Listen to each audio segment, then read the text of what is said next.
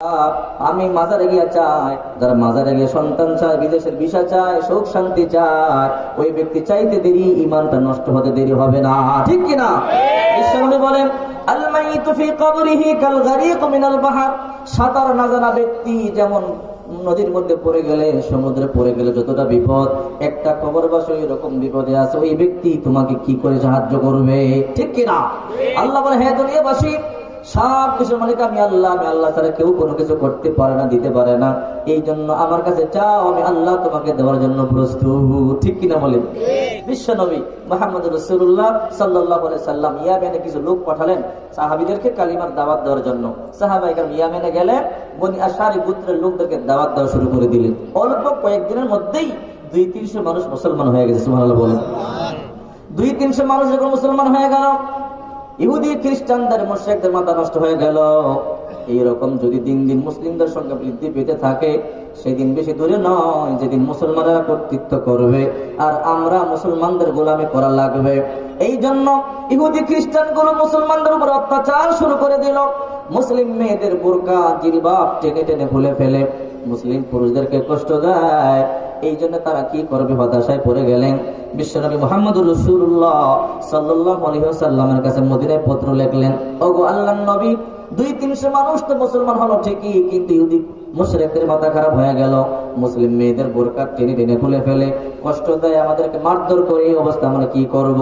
বিশ্বনবী মুহাম্মদুর রাসূলুল্লাহ সাল্লাল্লাহু আলাইহি ওয়াসাল্লাম তখন বললেন, তোমরা মদিনায় চলে আসো। নতুন মুসলমানগুলো মদিনায় সবাই চলে গেল। গিয়ে বিশ্বনবী মুহাম্মদুর রাসূলুল্লাহ সাল্লাল্লাহু আলাইহি ওয়াসাল্লামের সাথে সাক্ষাৎ করলেন। আল্লাহর নবী এদেরকে উপদেশ দিলেন আর বললেন, ইসবির, তোমরা ধৈর্য ধারণ করো, আল্লাহর উপরে ভরসা করো, টেনশন করো না।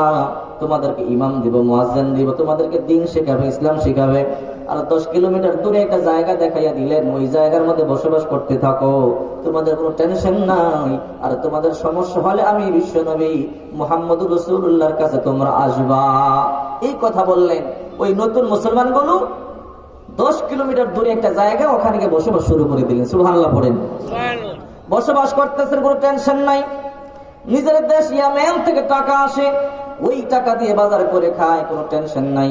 কিন্তু কয়েকদিন যেতে না যেতেই টাকা আসা বন্ধ হয়ে গেল। এখন বাজার করবে কি দিয়ে? বাজার করবার মতো কোনো টাকা নাই। একদিন তাবুতে বাজার হলো না, দ্বিতীয় দিন তাবুতে বাজার হলো না। বাচ্চাগুলো ক্ষুধার্ত অবস্থায় কান্নায় ভেঙে পড়লো। বাচ্চাগুলো জমিনের মধ্যে কান্নায় গড়াগড়ি শুরু করে দিল। বৃদ্ধ মানুষগুলো কান্না শুরু করে দিল। সবাই বলে, এই অবস্থা চলতে থাকলে সেদিন বেশি দূরে নয় যেদিন সবাই মারা যাব। যেহেতু টাকা নাই, বাজার হবে কোত্থেকে? আমাদের দুঃখের কথা কার কাছে বলবো? একজন বলে, তোমরা কি সে কথা ভুলে গেছো? বিশ্বনবী মুহাম্মদুর রাসূলুল্লাহ সাল্লাল্লাহু আলাইহি ওয়াসাল্লাম তো বলেছেন, তোমাদের কোনো সমস্যা হলে আমার কাছে আসবে। বিশ্বনবীর কাছে সংবাদটা পাঠাও। কে সংবাদ নিয়ে যাবে? এদের মধ্য থেকে একজন নাম তার আব্দুল্লাহ, যুবক একজন সাহাবী, তার বাড়ি ইয়েমেনে। ওই আব্দুল্লাহকে বলল, আব্দুল্লাহ যাও যাও, বিশ্বনবী মুহাম্মদুর রাসূলুল্লাহ সাল্লাল্লাহু আলাইহি ওয়াসাল্লামকে আমাদের দুঃখের কথা গিয়ে বলো। আব্দুল্লাহ মদিনায় চললেন। চলতে চলতে সারা রাত 10 কিলোমিটার জায়গা, লম্বা পথ। যেতে যেতে সকাল হয়ে গেল। গিয়ে দেখে বিশ্বনবী মুহাম্মদুর রাসূলুল্লাহ এখনো মসজিদে নববীর মধ্যে ইশরাকের নামাজ পড়তেছে। আল্লাহু আকবার। বিশ্বনবী নামাজের মধ্যে কোরআন তেলাওয়াত করতেছেন। ওয়া মা মিন দাব্বাতিন ফিল আরদি ইল্লা আলাল্লাহি রিজকুহা, যার অর্থ হলো আল্লাহ পাক রব্বুল আলামিন আসমান থেকে পৃথিবীর জানদার প্রাণীকে রিজিক দেয়। আব্দুল্লাহ তো আরবিয়ান মানুষ, ইয়ামেনের মানুষ, আরবি ভাষা বুঝে। আব্দুল্লাহ মনে মনে ভাবলেন, বিশ্বনবী মুহাম্মদুর রাসূলুল্লাহ নিজের জবান দিয়ে কোরআন তেলাওয়াত করতেছেন, রিজিকের মালিক আল্লাহ। যেহেতু বিশ্বনবী নিজের জবান দিয়ে কোরআন তেলাওয়াত করতেছেন, রিজিকের মালিক আল্লাহ, আল্লাহ হইল রাজ্জাক, তাহলে নবীজির কাছে কেন চাইবো? আমি আমার আল্লাহর কাছেই চাই। আব্দুল্লাহ নবীজির কাছে চাইলেন না, দেখাও করলেন না, কথাও বললেন না, পিছন দিক থেকে চলে গেলেন। মরুভূমিতে গিয়া নামাজের মুসল্লা বিছাইয়া, পাগড়িটা খুলে নামাজের মুসল্লা বানাইয়া সেজদায় পড়ে কান্না শুরু করে দিল।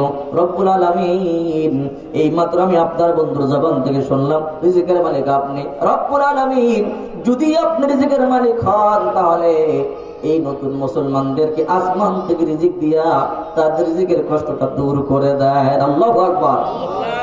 একটু চিন্তা করে দেখেন আব্দুল্লাহর ঈমানটা কেমন। নবীজির সাথে দেখা করে নাই, কথা বলে নাই, পিছন দিক দিয়ে চলে গেলেন, নামাজ পড়লেন, নামাজের মধ্যে কান্নাকাটি করলেন। যখনই কোনো বিপদে পড়ে যাবেন নামাজের মুসল্লায় দাঁড়ায় যাবেন, ঠিক কিনা বলেন? আল্লাহ পাক রব্বুল আলামিন বলেন, ইয়া আইয়ুহাল্লাযীনা আমানুস্তাঈনু বিস-সাবরি ওয়াস-সালাহ, হে ঈমানদারেরা তোমরা সবর এবং সালাতের মধ্যে আল্লাহর কাছে সাহায্য চাও। আজকে যখন আমরা হতাশার মধ্যে পড়ে যাই, বিপদে পড়ে যাই, তখন আমরা নামাজ ছেড়ে দেই, ঠিক কিনা? সাহাবায়ে কেরাম যখন বিপদের মধ্যে পড়ে যেতেন দৌড়ে মসজিদে গিয়ে নামাজের মুসল্লায় দাঁড়িয়ে যেতেন, নিজের সমস্ত দুঃখের কথা রব্বুল আলামিনের কাছে গিয়ে বলতেন, ঠিক কিনা বলেন? কারণ সাহাবীরা জানেন এদের ঈমানটা বড় পোক্ত, এরা জানে আল্লাহ ছাড়া কেউ কোনো কিছু করতে পারে না, ঠিক কিনা বলেন? আব্দুল্লাহ নামাজের মুসল্লার মধ্যে সিজদায় পড়ে কান্না করে বলে, মালিক যেহেতু রিজিকের মালিক আপনি, রিজিকের কষ্ট দূর করে দেন। কান্নাকাটি করলেন, কান্নাকাটি করে তাঁবুতে গেলেন। তাঁবুতে গিয়া বলতেছে, আবশিরু আতাকুমুল গাউসু, সাস্টিনাজবিল কাম, খাদ্য আসতেছে, তোমরা একটু অপেক্ষা করো। সুবহানাল্লাহ পড়েন, সুসংবাদ গ্রহণ করো, খাদ্য আসতেছে। দেখেন ঈমানটা কেমন। নবীজির সাথে দেখাও করলেন না, কথাও বললেন না, অথচ তাঁবুতে গিয়ে বলতেছে খাদ্য আসতেছে, অপেক্ষা করো। তারপর লোকগুলি কথা শুনবার পরে সবাই থালা বাসন নিয়ে প্রস্তুতি গ্রহণ করলেন, খাদ্য আসবে, খাদ্য খাবো। 3 দিন ধরে অনাহার, খাবার নাই, সবাই প্রস্তুত। যেহেতু আব্দুল্লাহ বলেছে খাদ্য আসবে, খাদ্যের জন্য থালা বাসন নিয়ে সবাই প্রস্তুত। কিন্তু লম্বা সময় চলে গেল, সকাল 10টা বাজে, খাদ্যের কোনো খবর নাই। সবাই বলে, আব্দুল্লাহ তুমি তো বলেছো খাদ্য আসবে, খাদ্য কোথায়? আব্দুল্লাহ বলে, টেনশন করো না, অবশ্যই খাদ্য আসবে। দুপুর 12টা বেজে গেল, খাদ্যের খবর নাই। বিকাল 4টা বাজে, খাদ্যের কোনো খবর নাই। সবাই বলে, আব্দুল্লাহ মিথ্যা কথা কেন বলো? সকালের খাদ্য খেতে পারলাম না, দুপুরের খাবারের সময় শেষ হয়ে গেল, দুপুরের খাবার খেতে পারলাম না, খাদ্য কোথায়? আব্দুল্লাহ বলে, টেনশন করো না, খাদ্য চলে আসবে। রাত 8টা বাজে, খাদ্যের কোনো খবর নাই। সবাই বলে, আব্দুল্লাহ সকালে বলেছো খাদ্য আসবে, খাদ্য নাই, দুপুরে খাদ্য নাই, এখন রাত্রের খাবারের সময় কোনো খাদ্যের কোনো ব্যবস্থা হলো না, মিথ্যা কথা কেন বলো? আব্দুল্লাহ বলে, আল্লাহি আল্লাহর কসম করে বলি, ধৈর্য ধারণ কর, অবশ্যই আল্লাহ তোমাদের জন্য খাদ্য পাঠিয়ে দিবে। আল্লাহু আকবার। আব্দুল্লাহ ঈমানটা কেমন দেখেন, নবীজির সাথে দেখাও করলো না, কথাও বললো না, অথচ ঈমান কেমন বলে, খাদ্য আসবে, অপেক্ষা করো। রাত্র 10টা বাজে, খাদ্যের কোনো খবর নাই। রাত্র 12টা যখন বেজে গেল, রাজুলানি ইয়াহমিলানি ফাওকাহুমা কাসাতানি, 2জন বড় বড় মানুষ মাথার মধ্যে 2টা বড় বড় পাতিলা ভর্তি খাদ্য নিয়ে তাঁবুর মধ্যে ঢুকেছে। আল্লাহু আকবার। তাঁবুতে ঢুকে বলে, ইনা রাইসুকুম, তোমাদের নেতা কই, তোমাদের জন্য খাদ্য চলে এসেছে। সবাই যখন দেখলো গরম খাবার, খাদ্য দেখে আর কেউ মনকে মানাতে পারলো না। 3 দিন ধরে তো অনাহার, কেউ কার অপেক্ষা করলো না। যারা যারা হাত দিয়ে খাদ্য বন্টন শুরু করে দিল, যারা যারা হাত দিয়ে খাদ্য বন্টন শুরু করে দিয়েছে, যে যে তৃপ্তি সহকারে খাওয়া শুরু করে দিল, কেউ কারো অপেক্ষা করলো না। ওই যে 2জন মেহমান তাঁবুর মধ্যে খাদ্য নিয়ে ঢুকেছে, ওই 2জন মেহমানের সাথে কথা বলবার সুযোগ কারো হলো না। সবাই খাদ্য খেলো, খাদ্য খাওয়া শেষ হলো, পেট পরিপূর্ণ হলো। এইবার বলতেছে, ওই যে 2জন মেহমান খাদ্য নিয়ে ঢুকেছে, ওই 2জন মেহমান কোথায়? এখন তো পেট শান্তি, মাথা ঠান্ডা, ঠিক কিনা বলেন? ওই 2জন মেহমান কোথায়? তালাশ করো, গোটা তাঁবু তালাশ করা হলো, দেখা গেল ওই 2জন মেহমান নাই, কোথাও যেন উদাও হয়ে গেল। তখন বললো, একটু কাজ করো। কি কাজ?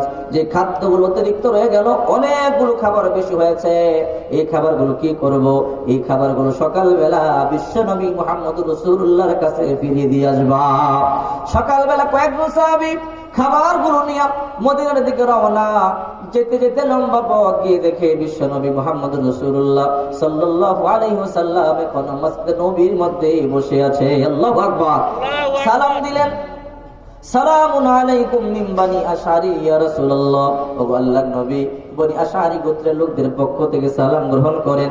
মা রাআইনা কাত্তু তাআমান আকতারা ওয়া আতিয়াবা মা আরসালতা বিহি ইলাইকুম, ও আল্লাহর নবী গতকাল যে খাদ্য পাঠাইছেন, খাবো দূরের কথা, এই রকম সুস্বাদু খাবার তো জীবনে চোখেই দেখি নাই। আল্লাহু আকবার। নবীজি বলেন, কি বলছো তোমরা? মা আরসালতু তাআমান, আমি তো কোনো খাদ্যই পাঠাই নাই। ও বিশ্বনবী, ওই খাদ্যের কথা বলছি। গতকাল আব্দুল্লাহ ছিল, আর আব্দুল্লাহর কাছে যে খাবার পাঠিয়েছে ওই খাদ্যের কথা বলছি। বিশ্বনবী তখন বললেন, আব্দুল্লাহ নামক কেউ তো আমার কাছে আসেই নাই, আর আমি কোনো খাদ্যই পাঠাই নাই। সবাই বলে, আব্দুল্লাহ তুমি কি বিশ্বনবীর কাছে আসো নাই?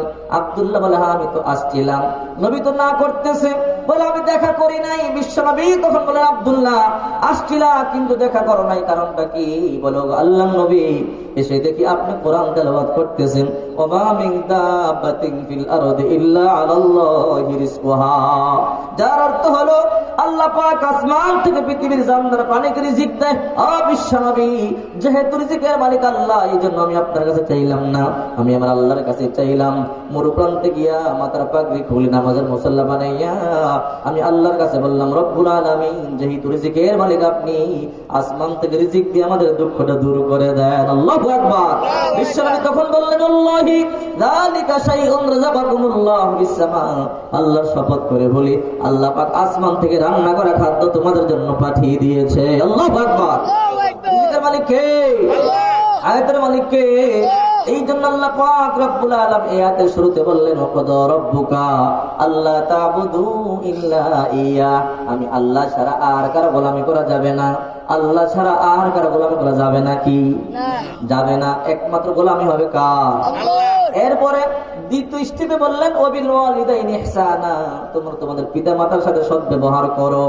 যেখানে আল্লাহ বললেন গোলামি হবে আমার, ওই জায়গাতে বললেন তোমরা তোমাদের পিতামাতাকে সন্তুষ্ট করো। সুবহানাল্লাহ বলেন। যেই জায়গায় বললেন তোমরা তোমাদের আমি আল্লাহর হক আদায় করো, ওই জায়গাতে বললেন তোমরা তোমাদের পিতামাতার হক আদায় করো। কারণ এই পৃথিবীতে সন্তানের জন্য সবচেয়ে বেশি কষ্ট করে মা বাবা, ঠিক কিনা? মা বাবা থেকে আর কষ্ট কেউ বেশি করে না। এই জন্য রব্বুল আলামিন যেখানে বললেন তোমরা আমার হক আদায় করো, আমার গোলামি করো, ওই জায়গাতে বললেন তোমরা তোমাদের পিতামাতাকেও সন্তুষ্ট করো, ঠিক কিনা বলেন? এই জন্য সাবধান। বিশ্বনবী মুহাম্মদ রাসূলুল্লাহ সাল্লাল্লাহু আলাইহি ওয়াসাল্লাম বলেন, রিদুর রাব্বি ফি রিদুল ওয়ালিদি ওয়া সাখাতুর রাব্বি ফি সাখাতিল ওয়ালিদি।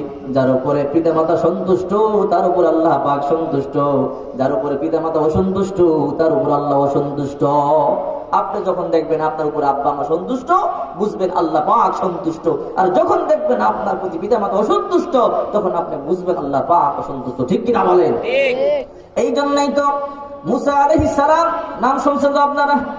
মুসা আলাইহিস সালাম আল্লাহকে প্রশ্ন করে, মাইয়াকুনা জালিসু ইয়াউমাল কিয়ামাতি ফিল জান্নাহ, আয় আমার রব, জান্নাতে আমার বন্ধু হবে কে? প্রত্যেকটা নবী জান্নাতে বন্ধু আছে না নাই? মুসা আলাইহিস সালাম বলে, আল্লাহ জানতে চাই জান্নাতে আমার বন্ধু হবে কে? আল্লাহ বলে, মুসা জালিসুকা ফিল জান্নাতি জাযা, জান্নাতে তোমার বন্ধু হবে একটা কসাই। সুবহানাল্লাহ বলেন। এই কথা বলবার পরে মুসা নবী অবাক হয়ে গেলেন, আল্লাহ বনি ইসরাইলে এত নবী আছে, একটা নবীর কথা বললেন না, তাওরাতের একটা হাফেজের কথা বললেন না, কোন মুফতি মুহাদ্দিসের কথা বললেন না, একটা কসাইয়ের কথা বললেন। কি করে একটা কসাই জান্নাতে আমার বন্ধু হবে? আল্লাহ বললেন, মুসা এইটাই চূড়ান্ত সিদ্ধান্ত, বিকল্প কোনো সিদ্ধান্ত নাই। তোমার সাথে জান্নাতে যে ব্যক্তিরা বন্ধু হবে সে একটা কসাই। আল্লাহু আকবার।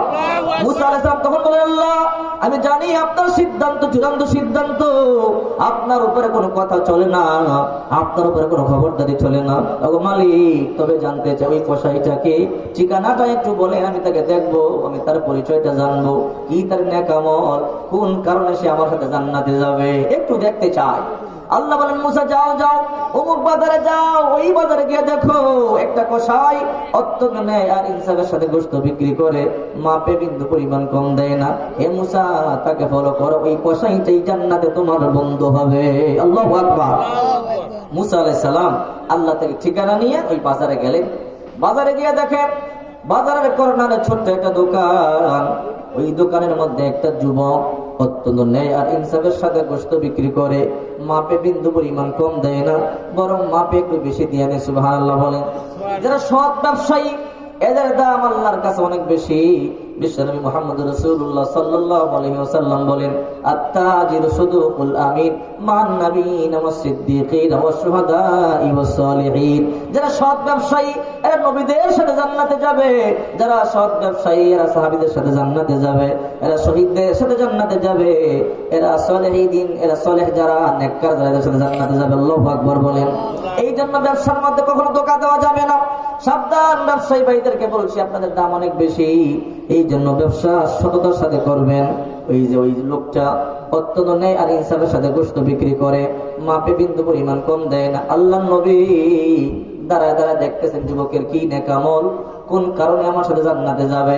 নবীজি দেখা করলেন না, মুসা নবী কথা বললেন না, দেখলেন যুবক অত্যন্ত ন্যায় আর ইনসাফের সাথে গোশত বিক্রি করে, মাপে একটু বেশি দিয়ে দেয়। অনেক সময় দাঁড়ায় রইলেন। নবী কোনো কথা বললেন না। যদি কথা বলি হয়তো আমার পরিচয়টা জানতে পারলে আমি তার নেকামল দেখতে পারবো না, ঠিক কিনা বলে। এই জন্য দূরে দাঁড়া ফলো করতেছে, আমি একজন নবী, আমার সাথে জান্নাতে যাবে একটা কসাই, কোন সে কারণ কি তার আমল একটু দেখবো, এই জন্য ফলো করতেছেন। আর যুবক গোশত বিক্রি করতেছে। অনেকক্ষণ দেখলেন, যখন গোশত বিক্রি প্রায় শেষ হয়ে যাবে, যুবক কিছু গোশত আগেই ছোট্ট একটা প্যাকেটে করে রেখে দিলেন। মুসা নবী ভাবলেন মনে হয় এই গোশতগুলো বাড়িতে নিয়ে যাবে। অবশেষে তাই হলো। কিছুক্ষণ পর গোশত বিক্রি শেষ হলো, যুবকটা শাটার বন্ধ করে দিলেন। শাটার বন্ধ করবার পর ওই যে কিছু গোশত রেখে দিয়েছিলেন, এই গোশতগুলো নিয়ে বাড়ির দিকে রওনা দিলেন। আল্লাহর নবী দেখাও করলেন না, কথাও বললেন না, পিছনে পিছনে ফলো করলেন। দেখি তো যুবক কোথায় যায়, তার কি নেকামল একটু আমি দেখবো। যেতে যেতে লম্বা পথ যুবক তার বাড়িতে চলে গেলেন। দরজার ভিতরে চলে গিয়ে দরজা বন্ধ করে দিলেন।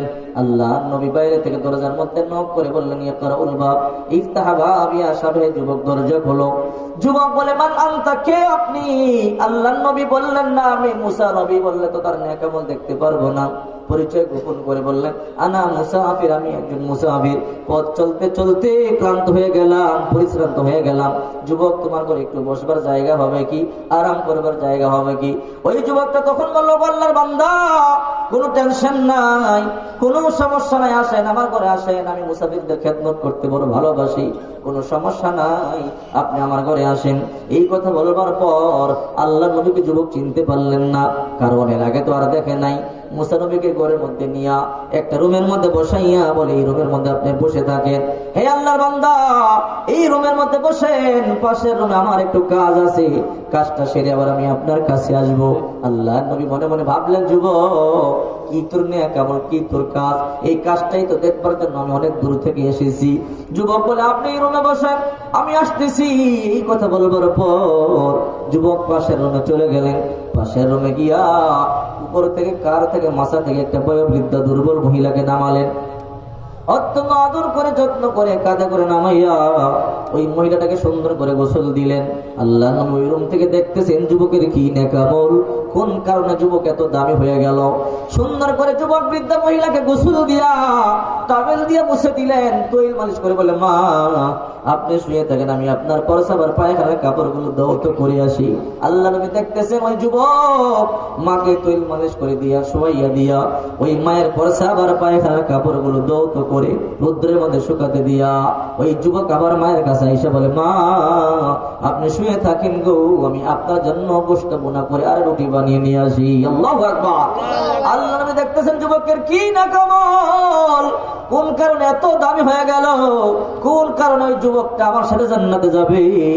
আল্লাহ নবী দেখতেছেন যুবক রান্না করে চলে গেল, সুন্দর করে ছোট্ট ছোট্ট করে গোশতগুলোকে ভুনা করলেন। ছোট্ট ছোট্ট করে গোশতগুলো ভুনা করে রুটি দিয়ে আটা দিয়ে রুটি বানাইয়া আবার মায়ের কাছে এসে বলে, মা গো এই রুটি আর গোশতগুলো খান। যুবক মাকে সুন্দর করে উঠাইয়া কোলে বসায়। ছোট্ট কালে মা সন্তানকে যেমন কোলের মধ্যে বসাইয়া সন্তানের মুখের মধ্যে মা যেমন খাবারগুলো তুলে দেয়, ওই যুবক ওই দুর্বল মাকে উঠাইয়া কোলের মধ্যে বসাইয়া ওই যুবক মায়ের মুখের মধ্যে রুটি আর গোশত তুলে দেয়। বৃদ্ধা মা রুটি আর গোশত খায়। কিছুক্ষণ পর মা বলে, সন্তান আমি রুটি আর গোশত খেতে পারবো না। যুবক বলে, মা একটু খান। বলে, না না সন্তান আমি খাবো না, আমার পেট পরিপূর্ণ হয়ে গেছে। সন্তান বলে, মা গো আর একটু রুটি আর গোশত খান। বলে, না আমি আর পারবো না। এবার সন্তান বলে, মা আপনি শুয়ে থাকেন, পাশের রুমে একটু আমার কাজ আছে, কাজটা সেরে আবার আমি আপনার কাছে আসবো। হে মা, পাশের রুমে একটা মেহমান আছে, মেহমান রুটি আর গোশত খাওয়াতে হবে। এই কথা বলবার পর তখন ওই মা বললেন, ঠিক আছে তুমি পাশের রুমে মেহমানদারি করো। মা হাত তুলে দোয়া শুরু করে দিস, আল্লাহুম্মা জাল ইবনি জালিসা মুসা ফিল জান্নাহ। আয় আমার রব, আমার সন্তানটাকে জমানার নবী মুসার সাথে জান্নাত দিও। আল্লাহু আকবার। আল্লাহ নবী মুসা দেখতেছে মা দোয়া করতেছে, কিন্তু আওয়াজ শোনা যায় না। বৃদ্ধা মা হাত তুলে দোয়া করে, আল্লাহ এই দুনিয়াতে আমার সন্তানটা ছাড়া আমার আর কেউ নাই, আমার সন্তানের আমি ছাড়া কেউ নাই। আমার সন্তান আমার বড় খেদমত করে, আমার সন্তান আমাকে বড় খেদমত করে আদর করে, আমার সন্তান আমার পরে পায়খানা কাপড়গুলো দৌত করে দেয়, আমার সন্তান আমাকে রান্না বান্না করে খাওয়ায়। হে আমার মালিক, আমার সন্তান না থাকলে আমার বড় কষ্ট হতো, আমার সন্তানটার উপরে আমি বড় খুশি। আল্লাহ আমি শুনেছি মায়ের দোয়া তুমি বড় পছন্দ করো। ও তার মালিক, এই দুনিয়াতে আমার সন্তানটার কেউ নাই। আল্লাহ আমার এই সন্তানটাকে আমি তোমার হাতে তুলে দিলাম। আমার সন্তানটাকে জমানার নবী মুসার সাথে জান্নাত দিও। আল্লাহু আকবার। মা দোয়া করতেছে, আল্লাহুম্মা জালিবিনি জালিসা মুসা ফিল জান্নাহ। আয় আল্লাহ, জমানার নবী মুসার সাথে জান্নাত দিও। আল্লাহ নবী ওই রুম থেকে দেখতেছে মা দোয়া করে, কিন্তু আওয়াজ তো শোনা যায় না। মায়ের ঠোঁট নড়তেছে, হাত উপরে, কিন্তু আওয়াজ শোনা যায় না। ওই যুবক মাকে শোয়াইয়া দিয়ে রুটি আর গোশত নিয়ে মুসা নবীর রুমে আসলেন। আসবার পরে বলে, ভাই রুটি আর গোশত খান। ওই যুবক তো মুসা নবীকে চিনতে পারলো না, কারণ এর আগে দেখে নাই। বলে, হে ভাই রুটি আর গোশত খান। রুটি আর গোশত খাইয়া ঘুমাইয়া পড়েন, সকালবেলা আপনি যাবেন আপনার কাজে, আমি যাবো আমার কাজে। আল্লাহ নবী তখন বললেন, ভাই রে একটু বসো, তোমার সাথে আমার একটু কথা আছে। কি কথা? আগে বলো ওই বৃদ্ধ মহিলাটা কে? বলে, এটা আমার মা। এটা তোমার কেমন মা? এটা আমার জনম দুঃখিনী মা, যেই মায়ের গর্ভে আমি 10 মাস 10 দিন ছিলাম, যেই মায়ের দুধ আমি 2 বছর পান করেছি, যেই মা আমার জন্ম দিতে গিয়া 1 বালতি রক্ত খরণ করছে, এটা আমার মা। বলে, যুবক তোর আর কি আছে? বলে, আমার কেউ নাই। তোর বিবি কই? তোর বাচ্চা কই? বলে, আমি তো বিয়ে করি নাই, বাচ্চা হবে কোত্থেকে? এই যুবক, কেন বিয়ে করো নাই? বলে, আমার বৃদ্ধা মা বিছানার মধ্যে প্রস্রাব করে দেয়, পায়খানা করে দেয়। আমি গরিব কসাই, কাজ না করলে সংসার চলে না। আমি কাজ করার জন্য বাজারে চলে যাই, আর আমার মা বিছানার মধ্যে প্রস্রাব করে পায়খানা করে। আমি মনে মনে চিন্তা করলাম, আমি বিয়ে করে পরের মেয়ে ঘরের মধ্যে নিয়ে আসলে একদিন হয়তো আমার মায়ের প্রস্রাব পায়খানা কাপড়গুলো দাও তো করবে, আরেকদিন দাও তো করবে না, দ্বিতীয় দিন দাও তো করলে তৃতীয় দিন করবে না। একদিন আমার মায়ের সাথে ঝগড়া বেঁধে যাবে, আর আমার মাকে ধমক দিয়ে বলবে, হে বুড়ি সাবধান, সন্তানকে বলবি না, বললে কিন্তু গলা টিপে হত্যা করবো। এই জন্য কল্পনা করলাম হয়তো আমার মায়ের কষ্ট হবে। এই জন্য আল্লাহর কাছে দোয়া করে বললাম, আল্লাহ যতদিন আমার মা বেঁচে থাকবে আমি আর বিয়ে করব না। এই জন্য আমি আর বিয়ে করি নাই। সারাদিন কাজ করার পরে সন্ধ্যাবেলা আমি ঘরে আইসা সর্বপ্রথম আমি মায়ের গোসল দেই, মায়ের পরে চা পায়খানা কাপড়গুলো দৌত করি, আমার মাকে আমি রান্না বান্না করে খাওয়াই। ও আল্লাহর বান্দা, এটা আমার মা। হে যুবক, বুঝলাম তোমার মা, তুমি তোমার মায়ের বড় ভালোবাসো, তোমার মাও তোমার বড় ভালোবাসে, কিন্তু যুবক রে একটা কথা আমার বল। কি কথা? আমি দেখলাম তোমার মা হাত তুলে কি যেন দোয়া করছো, এই কথাটা আমার বল। যুবক বলে, না না, যত কথা জিজ্ঞাসা করেছেন উত্তর দিয়েছি, এটা উত্তর আমি দিব না। কেন দিবি না? বলে, না না, এই কথা আমি আপনার জবাব দিব না, আপনি এই কথাটা আমাকে জিজ্ঞাসা করবেন না।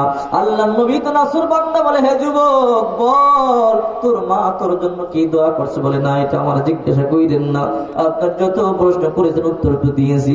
আল্লাহ নবী তখন বললেন, যুবক না রে বল। বলে, না আমার একটা মায়ের গোপন দোয়া আছে, মায়ের একটা দোয়া, পাগলা দোয়া আছে, আমি জানি দোয়াটা কবুল হবে না, জিজ্ঞাসা করে কোনো লাভ নাই।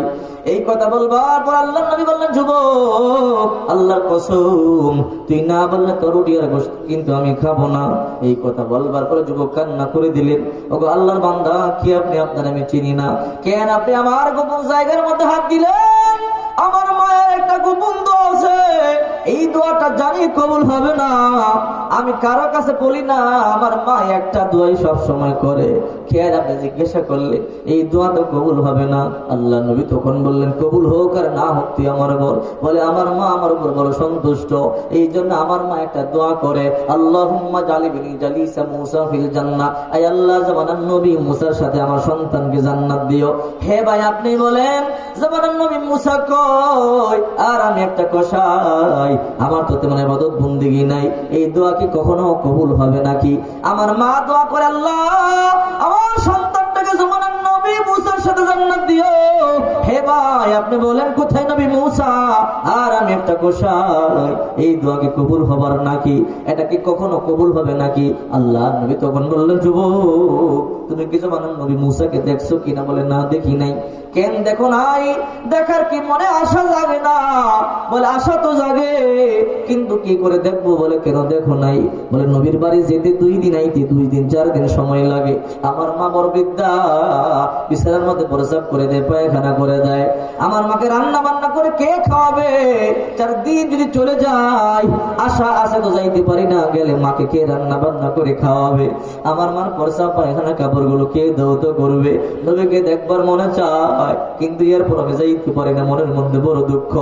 এই কথা বলবার পর আল্লাহর নবী বসে থাকতে পারলেন না, দাঁড়ায় বলে, হে যুবক আয় আমার বুকের মধ্যে আয়, হে যুবক আয়। বুকের মধ্যে ধরাইয়া কবর চুমো খাইয়ে বলে, যুবক জামানার নবী মুসাকে দেখবার জন্য তোর যাওয়া লাগবে না, বরং জামানার নবী মুসাই তোর দেখবার জন্য তোর বাড়িতে চলে এসেছে। আল্লাহু আকবার। এই যুবক আয় আমার মুখের মধ্যে, আমি জামানার নবী মুসা যুবক, আর একটা সুসংবাদ গ্রহণ কর। এই যুবক তুই তো মনে করেছো তুমি জান তোমার মায়ের দোয়া কবুল হবে না। আমি আমার আল্লাহকে জিজ্ঞাসা করেছি, আল্লাহ মাইয়াকুনা জালিসি ইয়াউমাল কিয়ামাতি ফিল জান্নাহ, জান্নাতে আমার বন্ধু হবে কে? আল্লাহ যখন আমাকে বললেন জালিসুকা ফিল জান্নাতি জাযা, জান্নাতে তোমার বন্ধু হবে একটা কসাই। হে মুসা জান্নাতে তোমার বন্ধু হবে কসাই। কোন সে কসাই, কি তার নেক আমল? তাই আমি দেখবার জন্য তোর বাড়ি দিয়ে আসলাম। হে যুবক কান খাড়া করে শোন, আমি নবী হইয়া এই জান্নাতটা পাবো, তুই তোর মায়ের দোয়ার বদৌলতে সমান জান্নাতের মালিক হয়ে গেলি। আল্লাহু আকবার। এই আয়াতে আল্লাহ পাক রব্বুল আলামিন এই দুইটা আদেশ করেছেন। এক নাম্বার ওয়া কদ রাব্বুকা আল্লা তা'বুদু ইল্লা ইয়া, তোমার রব ছাড়া আর কারো গোলামি করা যাবে না, ঠিক কিনা বলেন? ঠিক। 2 নাম্বার ওয়াবিল ওয়ালিদাইনি ইহসানা, তোমরা তোমাদের পিতামাতাকে সন্তুষ্ট করো, ঠিক কিনা বলেন? ঠিক। যেখানেই আল্লাহ বললেন যে তোমরা আমার হক আদায় করো, আমার গোলামি করো, ওই জায়গাতেই বললেন তোমরা তোমাদের পিতামাতার হক আদায় করো, ঠিক কিনা বলেন? এই পৃথিবীতে একটা সন্তানের জন্য সবচেয়ে বেশি কষ্ট করে পিতামাতা, ঠিক কিনা বলেন? এই জন্য বিশ্ব নবী মুহাম্মদ রাসূলুল্লাহ সাল্লাল্লাহু আলাইহি ওয়াসাল্লাম বলেছেন, রিদুর রাব্বি ফি রিদুল ওয়ালিদি ওয়া সাখাতু রাব্বি ফি সাখাতিল ওয়ালিদি। যার উপর পিতামাতা সন্তুষ্ট তার উপরে আল্লাহ সন্তুষ্ট, যার উপরে পিতামাতা অসন্তুষ্ট তার উপর আল্লাহ অসন্তুষ্ট। আপনি নামাজ পড়েন, হজ করেন, যাকাত দেন, সব ঠিক, কিন্তু পিতামাতা আপনার উপর অসন্তুষ্ট, মনে রাখবেন আল্লাহ অসন্তুষ্ট, ঠিক কিনা বলেন? আর আল্লাহ অসন্তুষ্ট থাকলে এবার বুঝে নিন আপনি জান্নাতে ঢুকতে পারবেন? কখনোই সম্ভব নয়, ঠিক কিনা বলেন? এই জন্য আল্লাহ পাক বলেন 1 নম্বর ওয়া কদ রাব্বুকা আল্লা তা'বুদু ইল্লা ইয়া, আমি আল্লাহ ছাড়া আর কারো গোলামি করা যাবে না, ঠিক কিনা বলেন? গোলামি হবে কার? আল্লাহর গোলামি হবে। আর গোলামির মধ্যে 1 নাম্বার শ্রেষ্ঠ ইবাদত হলো নামাজ, ঠিক কিনা বলে? ঠিক। নামাজ ছাড়া কেউ জান্নাতে ঢুকতে পারবে না। বিশ্বনবী মুহাম্মদ রাসূলুল্লাহ সাল্লাল্লাহু আলাইহি সাল্লাম বলেছেন, আউয়ালু মা ইউহাসাবু বিহিল আবদু ইয়াউমাল কিয়ামাতিস সালাহ, কিয়ামতের দিন সর্বপ্রথম নামাজের হিসাব হবে, ঠিক কিনা বলেন? ঠিক। আল্লাহ পাক বলেন, ইন্নাস সালাতা তানহা আনিল ফাহশাই ওয়াল মুনকার, নিশ্চয়ই সালাত, নিশ্চয়ই নামাজ মানুষকে অশ্লীল গ্রহিত কাজ থেকে ফিরিয়ে রাখবে। আজকে দেখা যায় নামাজও পড়ে, অশ্লীল কাজও করে, নামাজও পড়ে, মিথ্যা কথাও বলে, নামাজও পড়ে, চুগলখড়িও করে, এই ঠিক কিনা বলেন? তো আল্লাহ যে বললেন নামাজ মানুষকে অশ্লীল গ্রহিত কাজ থেকে ফিরিয়ে রাখবে, কই এখন নামাজও পড়ে, মিথ্যা কথাও বলে, নামাজও পড়ে অন্যের ক্ষেতের লাইলও ঠেলে, নামাজও পড়ে চুগলখড়িও করে, নামাজও পড়ে মানুষের সম্পদ মেরেও খায়, তাহলে তো কথা মিল নাই, ঠিক না বেঠি? এর একটাই কারণ, আমাদের নামাজ হচ্ছে না, ঠিক কিনা বলেন? নামাজের মতো নামাজ হলে ওই নামাজে আপনাকে সমস্ত খারাপি থেকে ফিরে রাখতো, ঠিক কিনা বলেন? নামাজ হচ্ছে না। নামাজের ফরজ কয়টা? 13 ফরজ। নামাজের বাহিরে এবং ভিতরে কয়টা ফরজ আছে? 13টা ফরজ আছে। নামাজের বাহিরে 7 ফরজ। 1 নাম্বার শরীর পাক। 1 নাম্বার কি? নামাজ আপনার কবুল হওয়ার জন্য শর্ত হলো শরীরকে পাক করতে হবে। বিশ্বনবী মুহাম্মদ রাসূলুল্লাহ সাল্লাল্লাহু আলাইহি ওয়াসাল্লাম বলেছেন, লা ইয়াদখুলুল জান্নাতা জাসাদুন গুদিয়া বিল হারাম, হারাম শরীর, হারাম রক্ত গোশত জাহান্নামে যাবে, জান্নাতে ঢুকবে না। আচ্ছা এবার বলেন তো, কেউ যদি হারাম খায়, সুদ খায়, ঘুষ খায়, অন্যের সম্পদ মেরে খায়, ওই লোকটা সারাদিন নামাজ পড়লে নামাজ কবুল হবে? হবে? এরপর 1 নাম্বার ফরজ। 2 নাম্বার ফরজ কাপড় পাক। কি? শরীর পাক। এরপরে কি? কাপড় পাক। বিশ্বনবী বলেন, মানিস তারা বিআসারাতি দারাহিম ফিহি দিরহাম হারাম লাম ইয়াকবালিল্লাহু সালাতাহু মা দামা আলাই। যে ব্যক্তি 10 দিরহাম দিয়া, অর্থাৎ 10 টাকা দিয়ে একটা কাপড় কিনলো, 1 টাকা হারাম আছে, ওই হারাম দিয়া সে যদি নামাজ পড়ে, কাপড় পরে, ওর নামাজ আল্লাহ কবুল করবে না। 1 নাম্বার ফরজ শরীর পাক, 2 নাম্বার কাপড় পাক। 2টা ফরজে খেয়াল করেন না। আপনার যদি দেহের মধ্যে গোশত আছে 60 কেজি, 1 টুকরা গোশত হারাম। দেহের মধ্যে রক্ত আছে 6 লিটার, 1 ফোঁটা রক্ত হারাম। ওই রক্ত, ওই গোশত দিয়ে ইবাদত করলে ইবাদত কবুল হবে না। তাহলে আপনার নামাজ কবুল হচ্ছে না। আর এই জন্য এই নামাজে আজকে আমাদেরকে খারাপ কাজ থেকে ফিরাতে পারতেছে না, ঠিক কিনা বলে? নামাজের মতো নামাজ হলে অবশ্যই ওই নামাজ আমাদের গোষ্ঠীর গৃহীত কাজ থেকে ফিরিয়ে রাখতো। নামাজের প্রতি আজকে আমাদের দরদ নাই, ঠিক কিনা বলেন? ইমাম সাহেব যখন বলে এই যুবক একটু নামাজ পড়ে যাও, বলে হুজুর প্যান্ট ভালো না, ঠিক কিনা বলেন? লুঙ্গি ভালো না, আসলে প্যান্ট লুঙ্গি খারাপ না, তোমার কপাল খারাপ। বান্ধবী টেলিফোন দিয়েছে আগামী শুক্রবার রমনা বটমূলে দেখা করবা, আমার জন্য নীল একটা শার্ট, তোমার জন্য নীল শাড়ি কিনে নিয়ে আসবা, এরকম বলে কিনা? বান্ধবী বলে আমার জন্য নীল শাড়ি নিয়ে আসবা একটা, কিন্তু আর তুমি নীল শার্ট কিনে নিয়ে আসবা। ওর পকেটে টাকা নাই, মায়ের আঁচল কাটে, বাবার পকেট কেটে নষ্টামি করবার জন্য চুরি করে টাকা দিয়া রমনা বটমূলে সাক্ষাৎ করে। ওই জায়গায় গিয়ে নষ্টামি করবার সুযোগ হয়, কিন্তু যিনি তাকে সৃষ্টি করেছেন, এত সুন্দর চেহারা আর মুখের বাসা দিয়েছেন, ওই রব্বুল আলামিনের কুদরতি কদমে সাজদা দেওয়ার জন্য তার কাপড় হয় না, ঠিক কিনা বলে? এর থেকে দুঃখ আর কি হতে পারে বলে?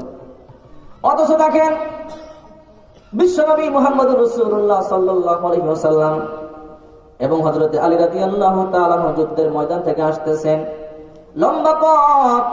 বিশ্বনবী মুহাম্মদুর রাসূলুল্লাহ সাল্লাল্লাহু আলাইহি ওয়াসাল্লাম হাঁটতে হাঁটতে ক্লান্ত হয়ে গেলেন, পরিশ্রান্ত হয়ে গেলেন, দুর্বল হয়ে গেলেন। বিশ্বনবী তখন বলেন, আলী আমি একটু রেস্ট করবো, বিছানা বিছাইয়া দাও। বিছানা তো নাই, কোথায় বিছাবেন? আলী বলে, ওগো নবীজি, আমার রানের মধ্যে আপনি মাথা রেখে ঘুমান। তখন বিশ্বনবী মুহাম্মদুর রাসূলুল্লাহ সাল্লাল্লাহু আলাইহি ওয়াসাল্লাম হযরত আলীর রানের মধ্যে মাথা রেখে ঘুমিয়ে পড়লেন। দুর্বল মানুষ, ক্লান্ত মানুষ, মাথা রাখতেই চোখ লেগে গেল, ঘুমাইয়া পড়লেন। ওইদিকে আসরের আজানের সময় চলে গেল, আজান হয়ে গেল, নামাজের সময় চলে যাচ্ছে। বিশ্বনবী মুহাম্মদুর রাসূলুল্লাহ সাল্লাল্লাহু আলাইহি ওয়াসাল্লাম তো জাগতেছেন না। হযরত আলী রাদিয়াল্লাহু তাআলা মনের মধ্যে জ্বালা শুরু হয়ে গেল। আসরের সময় চলে যাচ্ছে, মাগরিবের সময় সন্নিকটে, এখন আসরের নামাজ পড়তে পারলাম না, এখন আমি নবীজিকেও ডাক দিতে পারতেছি না, নবীজির ঘুম ভেঙে গেলে কষ্ট পাবে, ওইদিকে নামাজও পড়তে পারতেছি না, কোনটা করব? আল্লাহর হুকুম আদায় করতে পারতেছে না, আবার নবীজিকে কষ্ট দিতে পারতেছে না, সহ্য করতে পারতেছে না। হযরত আলী মনের মধ্যে জ্বালা শুরু হয়ে গেল, এদের কি বলে প্রকৃত মুমিন, ঠিক কিনা বলেন? হযরত আলী আর সইতে পারলেন না, কান্না শুরু করে দিলেন। আওয়াজ করে কাঁদতেছে না, শরীরটা কাঁপতেছে, চোখ বেয়ে বেয়ে পানি পড়তেছে। এক ফোঁটা পানি বিশ্বনবী মুহাম্মদুর রাসূলুল্লাহ সাল্লাল্লাহু আলাইহি ওয়াসাল্লামের গাল মোবারকের মধ্যে পড়ে গেল। আল্লাহর নবীর ঘুম তো পাতলা ঘুম। বিশ্বনবী মুহাম্মদুর রাসূলুল্লাহ সাল্লাল্লাহু আলাইহি ওয়াসাল্লাম চোখ খুলে দেখে হযরত আলী কাঁদতেছে, চেহারা লাল হয়ে গেছে। ওইদিকে সূর্য মাগরিবের কাছাকাছি চলে আসছে। আল্লাহর নবী ঘুম থেকে জেগে বলে, আলী কেন তুমি কান্দো, তোমার চোখে কেন পানি? বলো, আল্লাহর নবী আমি চাই নাই আপনার ঘুম ভাঙাইতে, আমি চাই নাই আপনাকে কষ্ট দিতে, মনের অজান্তেই চোখের পানি আপনার গাল মোবারকের মধ্যে পড়ে গেল। বিশ্বনবী তখন বলে, আলী তোমার মনে কি দুঃখ আমার বলো? ইশারা করে বলো, ওগো নবী দেখেন গো, আসরে সালাত আদায় করতে পারি নাই, সূর্যটা মাগরিবের কাছাকাছি চলে গেছে। আল্লাহু আকবার। আপনাকে যদি ডাক দেই জাগায় আপনি কষ্ট পাবেন, আর ওইদিকে যদি সালাত আদায় করতে যাই, সালাত আদায় করতে পারি নাই, কষ্ট। আল্লাহর হুকুম লঙ্ঘন করতে পারি না, আপনাকেও কষ্ট দিতে পারি না, কি করব? এই কথা বলবার পর আল্লাহর নবী তখন বলেন, আলী টেনশন করো না, তুমি অপেক্ষা করো। বিশ্বনবী রাহমাতুল লিল আলামিন তখন বলেন, আলী আমি শুধু মানুষের নবী নয়, আমি ওই সূর্যের নবী। এই কথা বলে শাহাদাত আঙ্গুলি দিয়ে ইশারা করে বলে, হে সূর্য, আমার আলীও নামাজ আদায় করতে পারে নাই, আমিও আদায় করতে পারি নাই, তাড়াতাড়ি আসরের জায়গার মধ্যে চলে আয়। আঙ্গুল দিয়ে ইশারা করতে দেরি, মাগরিবের জায়গা থেকে সূর্য আসরের জায়গার মধ্যে আসতে দেরি হলো না। আল্লাহু আকবার। চিন্তা করে দেখেন আলীর ঈমানটা কেমন। সালাত আদায় করতে পারে নাই, তখন নবীজি রানের মধ্যে শোয়া, অথচ আলী কান্না শুরু করে দিলেন। আজকে আমরা নামাজ পড়ি না, ঠিক কিনা বলেন? অথচ এই আয়াতের প্রথমে আল্লাহ পাক বললেন, গোলামি হবে আমার, আর কার গোলামি করা যাবে না। আর গোলামির মধ্যে এক নাম্বার গোলামি হলো নামাজ, ঠিক কিনা বলেন?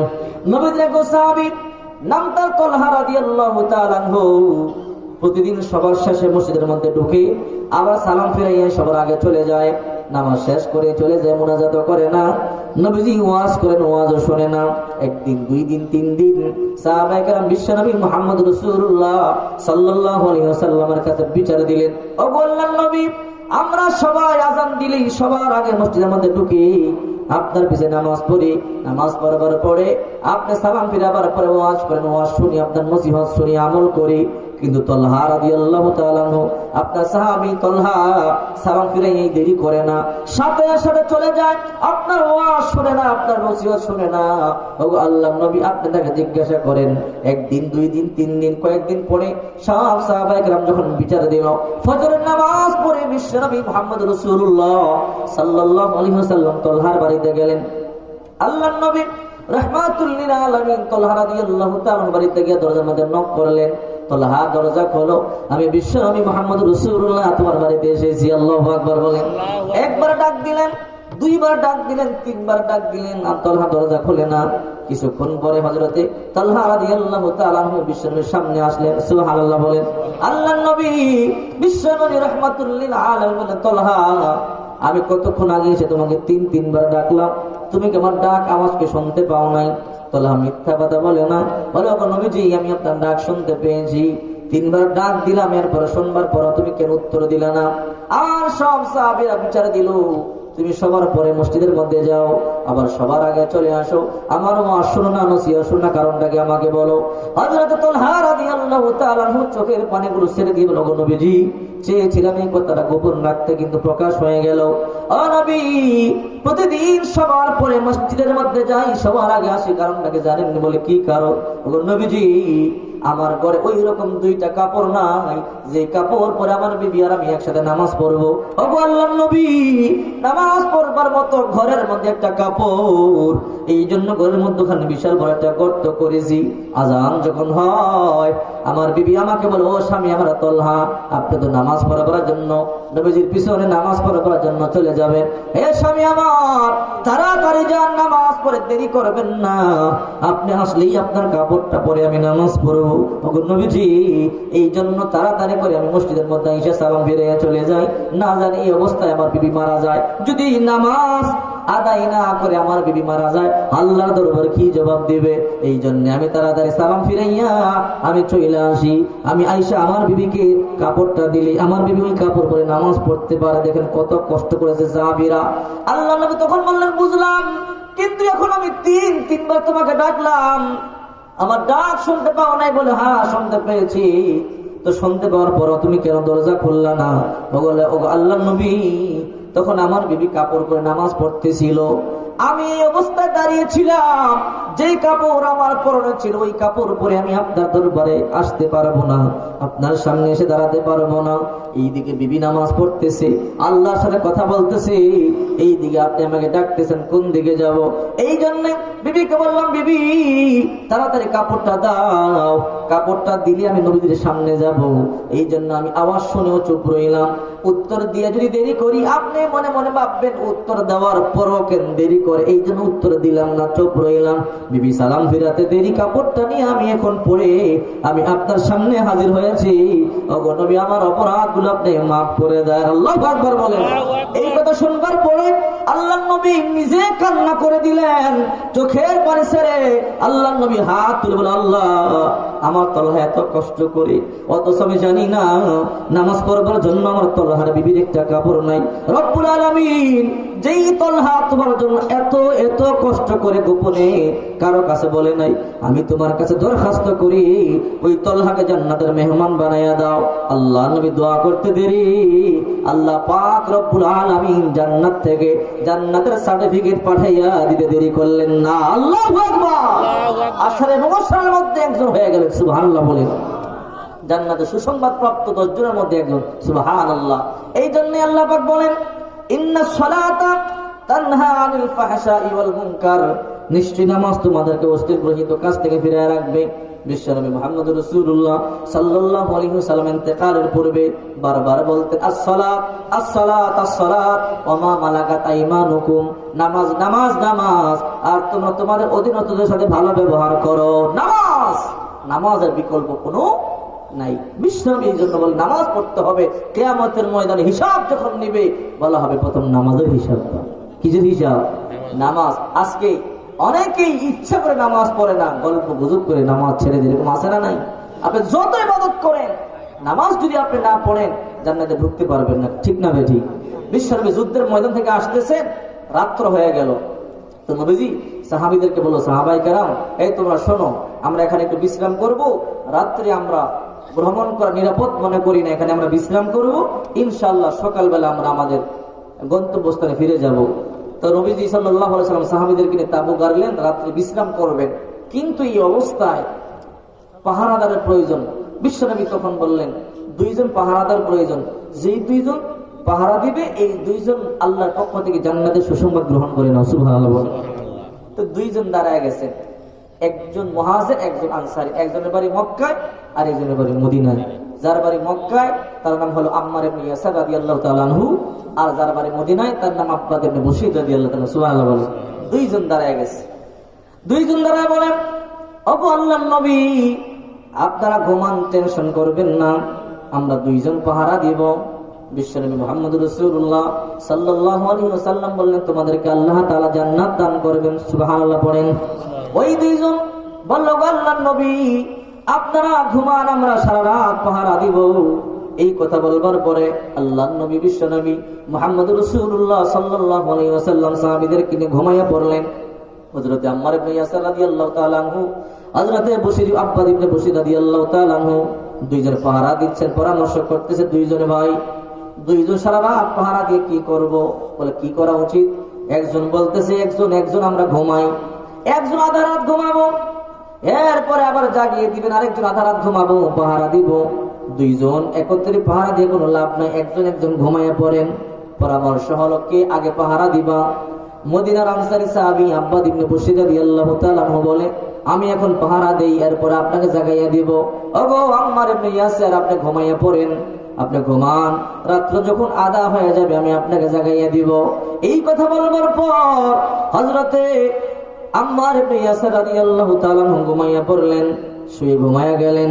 ওইদিকে আব্বাদ ইবনে বশীর রাদিয়াল্লাহু তাআলা পাহারা দিতেছেন।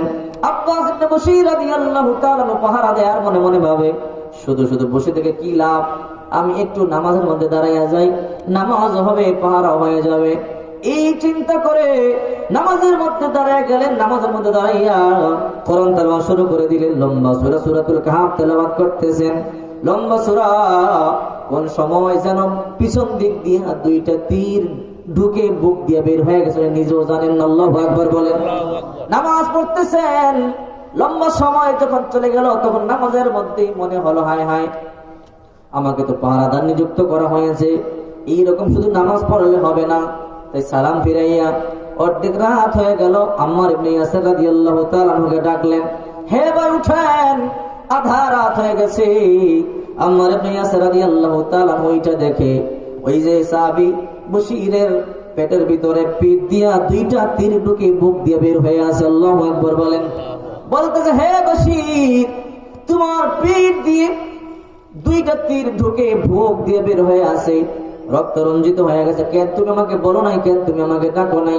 বলে, আল্লাহর কসম করে বলি, আমি নামাজের মধ্যে দাঁড়ায় গেলাম, সূরা কাহফ তেলাওয়াত করতেছি, আমি নিজেও কল্পনা করতে পারি না, নিজেও জানি নাই কখন দুইটা তীর পিঠ দিয়ে ঢুকে বুক দিয়ে বের হয়ে গেল। আল্লাহর কসম করে বলে, আমি টেরও পাই নাই, আমি নামাজ পড়তেছি না। নামাজের মধ্যে যখন আমার মনে পড়ে গেল, আমাকে তো নামাজের জন্য দেওয়া হয় নাই, আমাকে তো শুধু পাহারাদার নিযুক্ত করা হলো। আল্লাহর রাসূলের ওই আদেশ যদি মনে না পড়তো, আল্লাহর কসম করে বলি, সূরা কাহফ তেলাওয়াত শেষ না করে আমি সালাম ফিরাতাম না। আল্লাহু আকবার। আমি টেরও পাই নাই কখন আমার পিঠ দিয়ে তীর ঢুকে বুক দিয়ে বের হয়ে গেছে। সুবহানাল্লাহ বলে। এই হলো নামাজ। এই জন্য নামাজের বিকল্প কিছু নাই। হ্যাঁ যুবক, আমি তোমাদেরকে বলবো, নামাজটাকে আল্লাহ এতটাই পছন্দ করেছেন, এতটাই কবুল করেছেন, যে কোনো ধর্মের কোম্পানিতে চাকরি করে নামাজের সময় আছে, ঠিক কিনা বলেন? যে কোনো ধর্মের, যে কোনো কোম্পানি, হিন্দু, বৌদ্ধ, ইহুদি, খ্রিস্টান, নাসারা, আরো মাগা, কুতি, গরু, সৌতল, হাসিল, যেখানে যান, যে জায়গায় চাকরি করেন, যেখানে আপনি কাজ করেন, প্রত্যেকটা জায়গায় প্রেস ফ্রিডম যেটা, স্বাধীনতা যেটা, ইবাদতের জন্য যে সুযোগ, এই নামাজের প্রত্যেকটা কোম্পানিতে এই সুযোগ আছে, ঠিক কিনা বলে? আল্লাহ এটাকে এত পছন্দ করে। এই জন্য নামাজ ছাড়া কোনো বিকল্প রাস্তা নাই। এক নাম্বার, মৃত্যুর পরে আপনার সর্বপ্রথম যে হিসাব হবে নামাজ, ঠিক কিনা বলেন? এই যে নামাজ আপনাকে পড়তে হবে। এই আয়াতের শুরুতে আল্লাহ পাক রব্বুল আলামিন 1 নম্বরে বললেন যে তোমরা গোলামি হবে, আমি আল্লাহ, আর কারা গোলামি করা যাবে না, ঠিক কিনা? এরপরে বললেন তোমরা তোমাদের পিতা মাতাকে সন্তুষ্ট করো। কাকে সন্তুষ্ট করো? পিতা মাতাকে। পিতা মাতাকে সন্তুষ্ট যদি না করেন, আপনি নামাজ পড়েন, রোজা রাখেন, হজ করেন, যাকাত দেন, যাই করেন, পিতা মাতা অসন্তুষ্ট হলে গ্যারান্টি আপনি জান্নাতে ঢুকতে পারবেন না, ঠিক কিনা বলেন? বিরক্ত হচ্ছেন আপনারা? সামনে যাবো না দোয়া করবো? বিশ্বনবী মুহাম্মদ রাসূলুল্লাহ নবীজি জন্মের আগে বাবাকে হারাইছে, ঠিক কিনা বলেন? জন্মের 6 বছর বয়সে মাকে হারাইছে। যখন নবীজি মদিনায় গেলেন তখন তো বাদশাহ হয়ে গেলেন।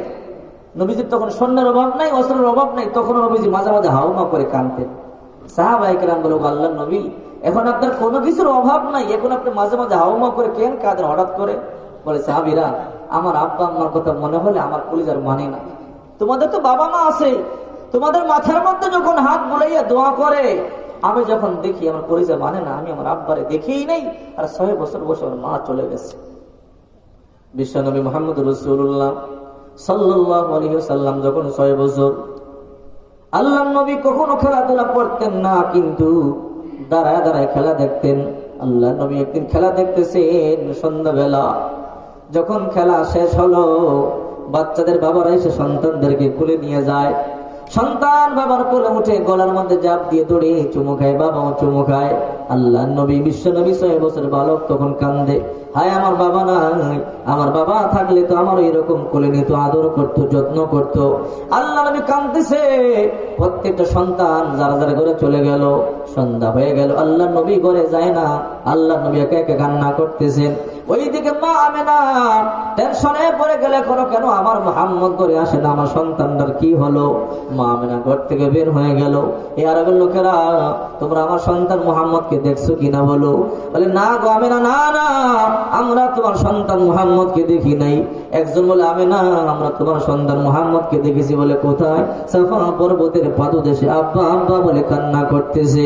এই কথা শুনবার পর মা আমেনা দৌড়ায় গিয়ে আল্লাহর নবী 6 বছরের বালক পিঠের মধ্যে হাত দিয়ে বলে, সন্তান কেন তুমি কান্দো? তোমার মনে কি দুঃখ বাবা মুহাম্মদ আমারে বলো? বলে, মা গো, আমার আব্বা কই গো? আমার আব্বার কোলে উঠতে আমার মনে যায়। হে মা, আরবের ছেলেগুলো খেলাধুলা করে, আমি খেলাধুলা করি না, আমি দাঁড়ায় দাঁড়ায় খেলা দেখি। সন্ধ্যাবেলা যখন দেখি এদের পিতারা এসে কোলে নিয়ে যায়, পিতার কোলে উঠে পিতাও আদর করে, সন্তানও আদর করে চুমু খায়। আমার বাবার কোলে উঠতে মনে যায়, আমার আব্বা কই গো? আমি আমার আব্বার কোলে উঠতে যাই। মা এই কথা শুনবার পর আমেনা বলে, হে মুহাম্মদ, তোমার তো বাবা নাই, তুমি কি করে তোমার বাবার কোলে উঠবা? বলে, মা গো, অন্তত আমার বাবার কবরটার কাছে আমার নিয়ে যাও, আমি আমার আব্বার কবরটা একটু জিয়ারত করব, অন্তত আমার মনের দুঃখটা একটু কমবে। মা আমেনা 6 বছর আগে স্বামীকে হারাইয়া দুঃখটা ভুলেছিলেন। এখন সন্তানের মুখে যখন স্বামীর কথা শুনছি, হারানো বেদনা মনে হইয়া গেছে। মা আমেনা কান্দে বলে, সন্তান কাঁদিস না, চল বাড়ি চল। বাড়িতে এসে শ্বশুর আব্বা আব্দুল মুতালিবরে বলে, ওগো শ্বশুর আব্বা যান, আপনার নাতির আপনি বুঝান, আপনার নাতি তার বাবার কবর জিয়ারত করতে যায়। দাদা আব্দুল মুতালিব বলে, হে মুহাম্মদ, কি চাও? বলে, দাদা আমার আব্বার কোলে উঠতে মনে চায়। বলে, তোর তো বাবা নেই, তুই কি করে তোর বাবার কোলে উঠবি? হে দাদা, অন্তত আমার বাবার কবরটার কাছে একটু আমারে পাঠা, আমার আব্বার কবরটা আমি জিয়ারত করতে চাই, মনের দুঃখটা একটু হালকা হবে। তখন দাদা বলে, হে মুহাম্মদ, তোমার এই কথাটা আমি রাখবো, ওয়াদা দিলাম। হে আমার পুত্রবধূ আমেনা, উম্মে আইমান নামক দাসীকে নিয়ে যাও, আমার নাতিকে তার বাবার কবরটা একটু জিয়ারত করাই আনো। এই কথা বলবার পর আল্লাহ নবী নিজের মায়ের সাথে যায়। লম্বা পথ আল্লাহ নবী বারে বারে বলে, মা গো, আর কত দূর গেল আমার আব্বার কবর? বলে, সন্তান, আর একটু সামনে গেলি তোমার বাবার কবর। কিছু দূর যাওয়ার পরে বিশ্ব নবী রাহমাতুল্লিল আলামিন 6 বছর বলো আবার মাকে বলে, মা গো, আর কত দূর গেল আমার আব্বার কবর? আর একটু সামনে গেলি তোমার বাবার কবর। আর একটু সামনে গিয়ে বলে, মা, আর কত দূর আমার বাবার কবর? আল্লাহ নবী যেমন এমন করতেছে, মনে হয় সত্যি সত্যি যেন বাবার কোলে উঠবে, এরকম হয়ে গেছে। আল্লাহ নবী 6 বছর বালক বারে বারে বলে, মা গো, আর কত দূর গেল আমার আব্বার কবর? মা সন্তানকে সান্ত্বনা দেয়, একটু সামনে গেলি তোমার বাবার কবর। একটু সামনে যাওয়ার পর মা আমেনা বলে, সন্তান মুহাম্মদ, বলে, ওই যে একটা পুরাতন কবর, এই কবরে তোমার বাবা মুহা আব্দুল্লাহ ঘুমায়। এই কথা বলবার পরে আল্লাহ নবী 6 বছর বালক উটের পৃষ্ঠ থেকে পাখির মতো জাপ দিয়ে বাবার কবরে গিয়া গড়াগড়ি করে কান্দে আর বলে, বাবা তাকায় দেখো তোমার মুহাম্মদ শুধু মক্কা থেকে আসছে, বাবা আমার একটু কোলে নাও, তুমি কোলে না নিলে কিন্তু আমি আর মক্কায় ফিরে যাব না। আল্লাহর নবী কবরের মধ্যে গড়াগড়ি করে কান্দে আর বলে, বাবা আমার কোলে না নিলে কিন্তু আমি আর মক্কায় যাব না। আব্বা আব্বা বলে মাটির মধ্যে গড়াগড়ি করে কান্দে। মা আমেনা বলে, সন্তান মুহাম্মদ, হে বাবা চল, সন্ধ্যা হয়ে গেছে, মক্কায় যেতে হবে। আল্লাহর নবী তখন বলে, মা গো আমার আব্বার বলে আমার কোলে নিতে, আমার আব্বা কোলে না নিলে কিন্তু আমি আর মক্কায় যাব না। মা আমার সন্তান, না না পাগলামি করো না, তোমার বাবা আর কোনোদিন উঠবে না, এই দেশে একবার চলে গেলে আর ফিরে আসে না। বলে, মা গো মনের মধ্যে বড় আশা নিয়ে মক্কা থেকে আসছি, বাবার কোলে উঠবো। মক্কার সন্তানদেরকে যখন দেখি সন্তানগুলো বাবার কোলে ওঠে, বাবা ও চুমুকায়, সন্তান চুমুকায়, আমার মনে চাই গো আমার আব্বার কোলে উঠতে। আমার আব্বার একটু বুঝাইয়া বলো, আমার আব্বা যেন আমার কোলে নাই, আমার আব্বা যেন আমার আদর করে, আমার আব্বা আমার কোলে না আনলে কিন্তু আমি আর মুখে যাব না। মা সন্তানকে বোঝায় কিন্তু সন্তান বুঝতে চায় না। আল্লাহ নবী গড়াগড়ি করে কান্দে, বাবা আমার একটু কোলে নাও। মা সন্তানকে জোর করি উটের পিছে সাওয়ার করাইয়া মক্কার দিকে রওনা। আল্লাহ নবী তখন বলে, মা গো আমার ছেড়ে দাও, আমি মক্কায় যাব না, আমি আমার আব্বার কোলে উঠবো। মা সন্তানকে জোর করে উটের পিছে সাওয়ার করাইয়া মক্কার দিকে রওনা। যেতে যেতে লম্বা পথ, মরুভূমির পথ, যেতে যখন পথের মাঝখানে গেলেন, আবার এমন জায়গার মধ্যে যখন গেলেন, মা আমেনা বলে, উম্মে আইমান তাড়াতাড়ি বিছানা বিছাইয়া দাও, কাফেলা থামাও, আমি আর চলতে পারবো না। উম্মে আইমান নামক দাসী বিছানা বিছাইয়া দিলেন। হে উম্মে আইমান আমার মাথার মধ্যে পানি ডালো। মা আমেনার মাথার মধ্যে পানি ডাললেন। পানি পান করবার পরে বলে, উম্মে আইমান গো মনে হয় আমি আর মক্কায় যাইতে পারবো না। কেন, কি হয়েছে? হে উম্মে আইমান আমার কলেজের মধ্যে ব্যথা শুরু হয়ে গেছে, আমি মনে হয় আর বেশিক্ষণ বাঁচবো না। উম্মে আইমান রে আমি চইলা গেলে আমার মুহাম্মদের কি হবে? হে উম্মে আইমান আমার মুহাম্মদের বাবা নাই, আমি মাও যদি চইলা যাই কি হবে আমার সন্তানটার? আমার মুহাম্মদকে কে আদর করবে, কে যত্ন করবে, আমার সন্তানটাকে কে ভালোবাসবে? উম্মে আইমান তুই আমার ওয়াদা দে, আমি যদি চইলা যাই আমার মুহাম্মদকে তার দাদার কাছে ফিরাইয়া দিবি। উম্মে আইমান বলে, আমেনা আপনাকে ওয়াদা দিলাম, আপনি যদি মারা যান আপনার সন্তানটাকে আমি তার দাদার কাছে ফিরাইয়া দিব।